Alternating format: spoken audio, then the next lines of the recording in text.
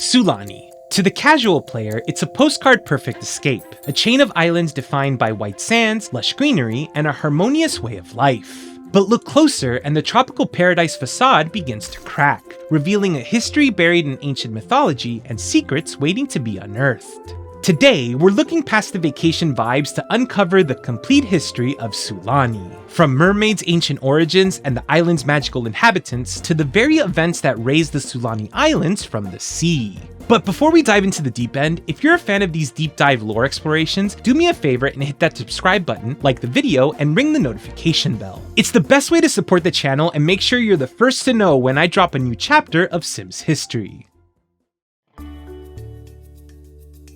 The ancient mystery of Sulani actually begins with the name itself. At first glance, it feels like a simple fantasy word, but look closer and you'll find a clever linguistic bridge. Sulani is a portmanteau of the iconic Simlish greeting Sul Sul and the Hawaiian word Lani, meaning sky or heaven. When you piece them together, Sulani literally translates to greetings to the sky. But the connection to the real world goes deeper than a name.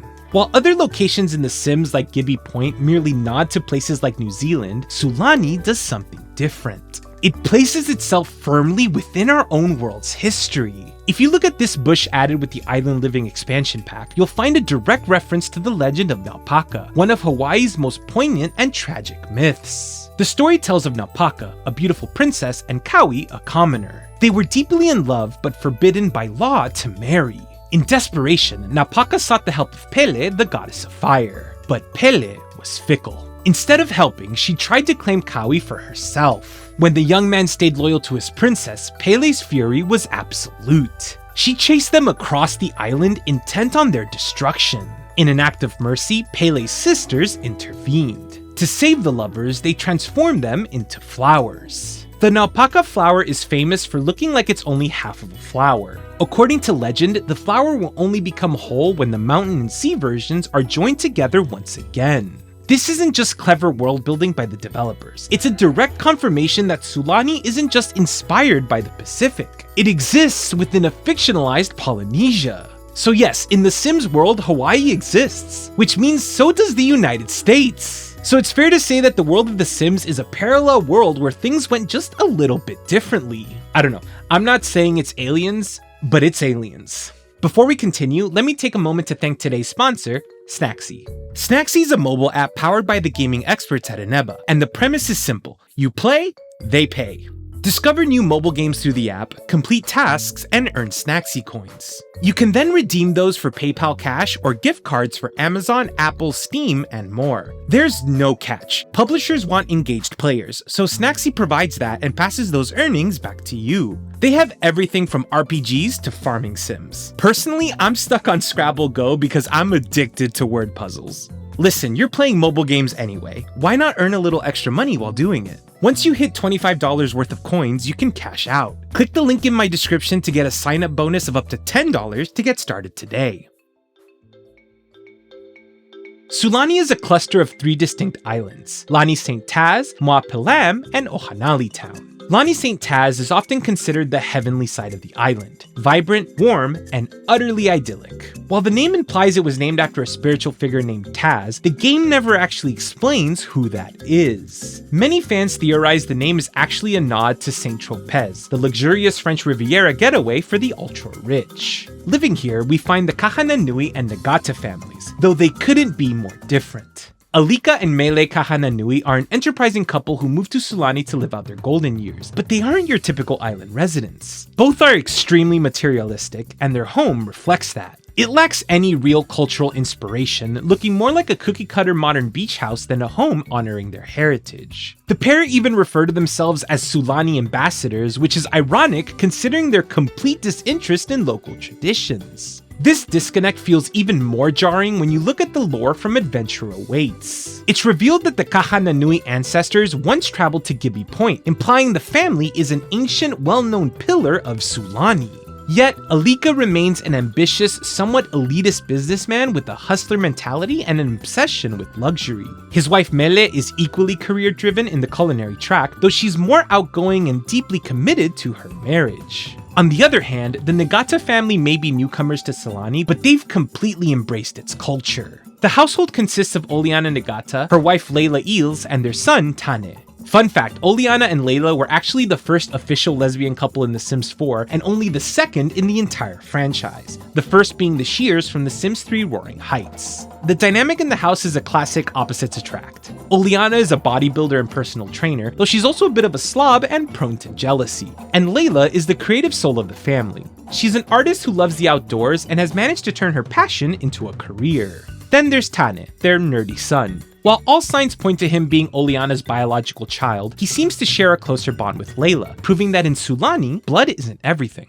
The main island, Ohan'Ali, is another portmanteau. Ohana, which as we all know means family, and Ali'i, which can be translated to chief or to rule. So loosely translated, Ohan'Ali means the town ruled by the Sulani family. Ohan'Ali Town was once a tiny fishing camp that eventually grew into the community center of the Sulani Islands, but only after rising from the ashes of its own destruction. By collecting the heart, eyes, and fingers of Sulani, we uncover a story of how pirates and one seafaring princess nearly spelled doom for the local people.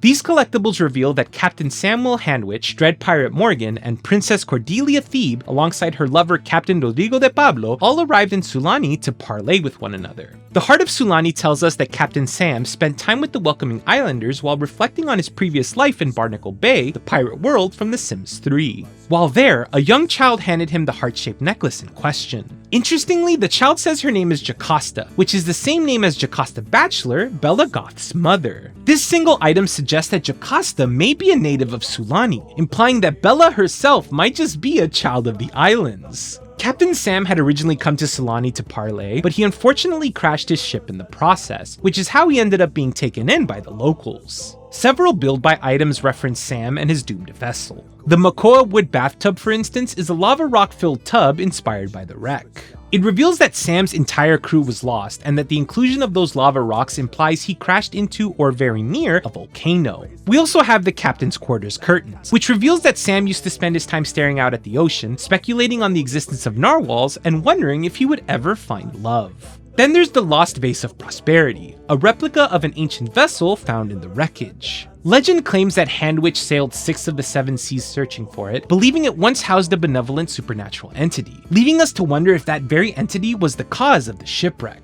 The reference to the 7 seas, by the way, is further proof that Sulani exists in a fictional Earth. Also, not super relevant, but a handwich is actually a sandwich that used to be sold in Disney's Epcot and is famous among Disney fans, so what a random reference. Meanwhile, the Eyes of Sulani revealed that the Dread Pirate Morgan, who you might remember from the Get Famous expansion pack, arrived first and managed to turn the survivors of Sam's shipwreck to her side. She claims that Handwich had starved his crew before the crash, which is why they were so easy to turn against him. Morgan intended to claim the island's treasures for her own, but she knew she'd have to contend with Princess Cordelia's armada if the parley went south. The Fingers of Sulani, which I covered in my actual complete history of Princess Cordelia video, reveal that the princess, now known as Cordelia the Bold, disembarked on the island of Lani St for the meeting. Her lover, Captain Rodrigo, warned her that Morgan would surely betray her and begged to bring his forces ashore. While Rodrigo believed they were there for the same physical treasure Morgan coveted, Princess Cordelia revealed that the true treasure was the island themselves. Before we move on, I should mention an item I missed in my last video, the Kraken's grappled arm. The description says the Kraken is originally from Isla Paradiso in The Sims 3, confirming that the Kraken from that pack and the one that follows Princess Cordelia in the base game are effectively the same creature.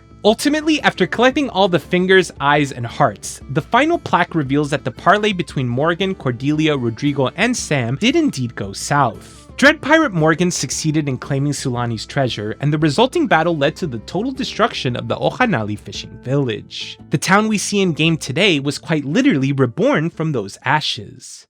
High above the center of the town lives Kealoha Hoapili, the island's elder. She shares her home with her granddaughter Leah Hauta, though their connection is shrouded in a bit of a mystery. The family tree doesn't actually show where Leah gets her surname from, and their household bio hints that they might not even be related by blood. Kealoha works as a freelance botanist, and despite her respected status as the village elder, she's known for being a bit of an erratic hothead. Leah, on the other hand, is a bit harder to pin down. She identifies as female but has a masculine frame, which has led many players to conclude she's transgender. Looking at her in-game settings, she has the ability to become pregnant and produce milk and can't use the toilet standing up. Whether this implies that she's a transgender woman who has undergone gender-affirming surgery is unknown. She spends her time as a freelance writer, working specifically as an advice columnist, and maintains a great relationship with Kealoha. Personality-wise, she's a bit of a gloomy bookworm and a perfectionist with a deep-seated love for music. On the northern end of the island, we find the Kealohas, who are essentially the epitome of Sulani. They're an industrious and welcoming young family deeply rooted in island tradition. Makoa and Liliana Kealoha are happily married and have a young daughter named Nani. The entire family is passionate about the ocean and appear to be avid divers. Makoa is a genuinely nice man who strives for a successful family while working in the conservationist career, and Liliana is a cheerful, good-natured individual who dreams of having many children while working as a bartender. Living with them as a house guest is a teenager named Dwayne Tala. He's a nice, albeit silly young man who aspires to be an angling ace. For a long time, there was never a clear explanation as to why Dwayne lived with them, but recently, patch 193 revealed that Dwayne and Liliana are actually brother and sister. They're both the children of a man named Manu Kealoha, which implies that Makoa actually took Liliana's surname when they married. However, this raises the question of why Dwayne has a different surname. It feels like a bit of an oversight. It's likely that Tala was meant to be Liliana's maiden name and that their father should have been named Manu Tala. So Sims team, if you're listening, please fix this. Despite their newly revealed biological connection, the game still technically lists the Kealohas and Dwayne as mere acquaintances. Interestingly, Dwayne's design and name are very clearly a nod to Maui from Disney's Moana, which was famously voiced by Dwayne Johnson. The final island, Mua Pel'Am, is entirely ruled by nature. From its active volcano to its flowing waterfalls, this is a land to be protected at all costs. The name itself is a combination of three Hawaiian-inspired roots. Mua meaning front, Pel, a likely reference to Pele, the goddess of fire and creator of the islands, and Amana, which means to empower. Together, we can interpret the name to mean the island where Pele first empowered, suggesting that in this fictional version of Earth, Sulani was the very first of the Hawaiian islands Pele ever created. The state of Mua Pel'Am fluctuates based on your efforts in the conservationist career. At first, the island is littered with trash, sulfurous vents are active, and the water is murky. However, as you clean up the environment, the water clears and you'll begin to see more fish and coral. If you're lucky, you might even spot the rare pink dolphins, but more on them later. Finally, if you manage to completely restore the island, you'll trigger a special turtle hatching event near the Admiral's wreckage, which is just incredibly cute. Near that same wreckage is a cave for you to explore, and as you successfully navigate it, a nearby mural will slowly begin to appear. This mural is highly unusual. It shows sun and moon deities bringing turmoil to the land, alongside a giant wave pushing people toward a volcano that appears to house a spirit at its base. While one would think this depicts Sulani's origins, I actually don't think that's the case. Since we're confident Sulani is part of a fictional Hawaii, I believe that this is actually ancient Maori art. The moon and sun are spot-on depictions of Tamanutera and Marama, the Maori deities of the sun and moon, while Ruamoko, the god of earthquakes, is often depicted as living beneath a volcano. Rather than the arrival to Sulani, I think this mural depicts an exodus. Maori people are descendants of ancient Polynesians who traveled toward the islands we now know as New Zealand. So I believe this mural was drawn by Maori explorers who returned to Sulani to tell the people where they had gone. Which, by the way, is another subtle nod to Moana. While we don't get specific details about Sulani's origins, various items throughout the world hint at a deep history of deities and native peoples. For instance, the Shelfishness Skiha recycling shelving mentions the second reconciliation of the Skiha, a native group that apparently lived near the Malibu, wherever that is. Then there's the 4 gourds sake item, which tells how gourds were used to sustain life in ancient times and how a figure named Cleopatra once left them out, leading Pharaoh Agua Hotep to dismay over a lack of icy cold water. We also have the Laughing Man, a mask that reportedly caused its wearers to laugh uncontrollably, and a wooden club of a wooden club, a warrior's weapon that supposedly predates the pre-colonial Sixum era. Since Sixum is an alien planet, what exactly a pre-colonial Sixum era means for Sulani remains a mystery. Finally, there's the benevolent deity Captain Sam supposedly found in his vase. Whether this is all just fun flavor text or a set of genuine hints at the true origins of Sulani remains to be seen, and perhaps we may never know.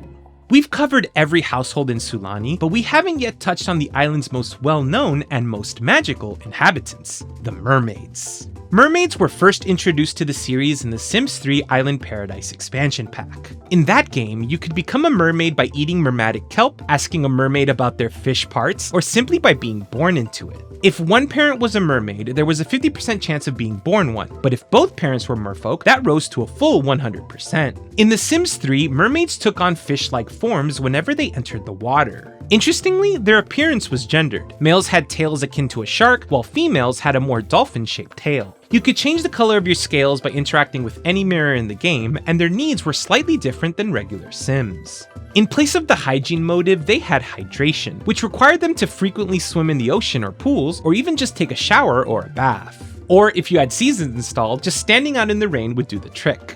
Diet was another major factor. Mermaids were required to eat almost exclusively fish or kelp, as regular human food would not satisfy them. This made playing a vegetarian mermaid quite the challenge. Imagine just eating kelp all day. There was also a high-stakes maintenance requirement. If you didn't swim in the salt water of the ocean at least once every 48 hours, you would lose your mermaid occult status permanently. Luckily, a lifetime reward trade could prevent that from happening. Mermaids had many unique magical abilities, such as swimming faster, eating raw fish, and if particularly evil, summoning sharks to attack other drivers. Curiously, that kraken I mentioned earlier will not attack mermaids on boats. Mermaids did have some things they couldn't do, however, such as drown or wear socks for some reason. Mermaids also had access to a special hidden island in Isla Paradiso called Mermaid Cove, which was honestly just super cute. Much like other occults in the series at this time, mermaids didn't have any lore surrounding their existence. But believe it or not, The Sims 4 sought to change that. In The Sims 4 Island Living, mermaids returned as the third occult added to the game. Once more, becoming a mermaid meant eating mermatic kelp, but luckily, you no longer had the option to ask mermaids about their fishy parts. You also had the option to become a mermaid via Kaz, which was refreshing. No pun intended. Mermaid looks were no longer gendered, with everyone having access to 4 different tails in multiple colors, but tops were unfortunately relegated to the female body type. You could also have shark teeth, unique eyes, and unique skin tones. Hydration returned as a replacement for hygiene, but you no longer had the possibility of losing your mermaid powers. Instead, the game gave mermaids the ability to give up their powers if desired. Finally though, being in bathtubs caused your mermaid form to appear, which was a welcome change. Also, fortunately, mermaids in The Sims 4 are able to eat more than just raw fish and kelp. Hydration, however, served a second purpose as a resource for new magical powers. Mermaids could make a sim tense, flirty, inspired, or sad via a siren's lullaby. Kissing a sim allowed them to dive underwater for longer periods of time, while an aquatic lure called fish to the area to facilitate catching them. You could even call dolphin friends to come by for a nice chat. And if you were particularly evil, you could lure sims into the ocean and drown them, or summon a black mass from underwater to do it for you. What that black mass is remains to be seen. Additionally, if Seasons is installed, your mermaid can clear the sky of rain or thunder, or summon a rainstorm or even a thunderstorm. Mermaids can also do fun things like talk to fish, sleep in the water, and even swim within their 3rd trimester of pregnancy. That all being said, mermaids have been historically very criticized for not having the same depth and storytelling that went into other occults such as vampires, werewolves, and spellcasters. And while I must agree, there actually is more to mermaids than meets the eye. In the official Island Living gameplay trailer, we're introduced to Nalani Mahi'ai. She's voiced by Ali'i Cravalho in the trailer, who is best known for voicing Disney's Moana. But there's something unusual about the trailer. In it, Nalani acts like a stranger to the Sulani people. But more than that, she seems to be completely unaware of human customs such as homes, drinks, or even barbecues. At the end of the trailer, she's seen summoning the rest of the mermaids to Sulani. So mermaids aren't just people who become mermaids, but rather a race of beings that never even knew Sulani existed until recently. Which begs the question of, where are they from? The mermaid inhabitants of Sulani are Kalamainuu Iona, Paka'auha, and Ukapanipo Hekakia. I'm so sorry if I mispronounced any of that. Interestingly, all are named after gods and goddesses in Hawaiian mythology. Kalamainunu was a lizard goddess who lured her lover by transforming and then imprisoning him. Kalamainuu in The Sims 4 has a mermaid form that is very lizard-like and enjoys mischief like her namesake. Paka'a was the god of wind and the inventor of the sail. His Sims 4 namesake doesn't share much in common, but interestingly, he identifies as male but has a female frame. However, he can get others pregnant, can't produce milk, and can use the toilet standing up, implying he had gender-affirming surgery, or he's a magical being that doesn't conform to human limitations. Ukapanipo is a shark god who controlled the fish supply for fishermen. His namesake's form is that of a shark and is a glutton, which goes with the idea of managing food supplies. It's curious then that the Mermaids of Sulani, with the exception of Nalani who summoned them all here, are representations of deities in Hawaiian mythology. In Polynesian mythology, the most well-known mermaid was Moana Nui Kalehua. Again, yes, the same Moana, which helps explain what occurs in Moana 2, by the way. Moana Nui Kalehua prevented Pele from marrying her lover, which cemented a rivalry between them. So if Pele was responsible for the creation of the Sulani Islands, and the mermaids are likely beings of Moana's realm, have they come to keep the island in check? Additionally, it seems interesting that Nalani is voiced by Disney's Moana and shares a lot of the same attributes as Moana, the water goddess. Is Nalani meant to be a deity herself? Has she come here to keep Sulani or its mother Pele in line? Let me know what you think in the comments. There are also a couple of miscellaneous lore tidbits sprinkled throughout the Island Living expansion pack that I wanted to touch on. Various build-by items expand on figures from Sulani's history who don't quite get a full explanation elsewhere. For instance, the Bobobo Bongo effect chair references characters named Bobobo Bongo, Burnaby, and Madanga, though it's unclear exactly who they are beyond the fact that they were apparently very interested in this specific piece of furniture. Then there's the Call Me Ottoman, which mentions a simple man named Otto who built a house at Sulani. The islanders were so impressed with his craftsmanship that he reportedly named the Ottoman after himself. A few other items tell the story of Don Grod, an eccentric billionaire who spent his time obsessing over the stilliest furniture pieces, while the Leaky Tiki Cantina references Sandy the Rat, a local legend who used to shred waves on his water scooter. We even have Z's Easy Poke Stand, which talks about a master chef named Z who famously rebelled against a traditional culinary world. Later on, in the Realm of Magic game pack, the Mandrake bookshelf told the story of Francine Villa, a powerful herbalist that had ran away to Sulani and left a Mandrake clone of herself to take over her regular life. Beyond the items, it's also worth talking about the supernatural side of the islands, the island elementals and spirits. Sims with the Child of the Islands trait have the unique ability to summon island elementals while in Sulani. This triggers an event called Communing with Sulani Elementals, allowing you to interact with these unique ancient ghosts. While the elementals normally only manifest for a short amount of time, if you manage to befriend one enough, you can actually have them join your household and stay with you permanently.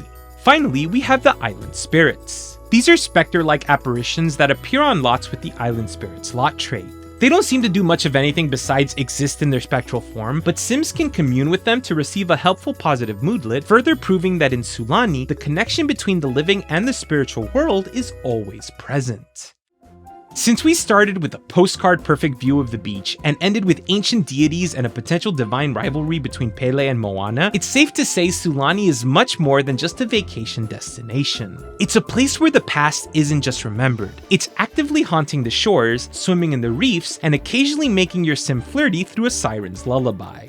If you enjoyed this deep dive, don't forget that I'm currently rebuilding this entire world and the rest of the Sims universe in my lore-accurate save file. I'm taking all these fragments of history and actually putting them into the game to make The Sims 4 more in line with the previous games. If you want to play in that world as it develops, you can find the link to my Patreon below, and consider supporting me there so we can make this a reality. And a huge thank you to my current patrons. I couldn't do this without you.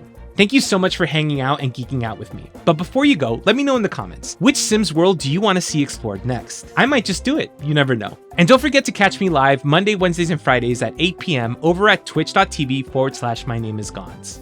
Remember, stay cozy, stay safe, and I'll see you in the next one.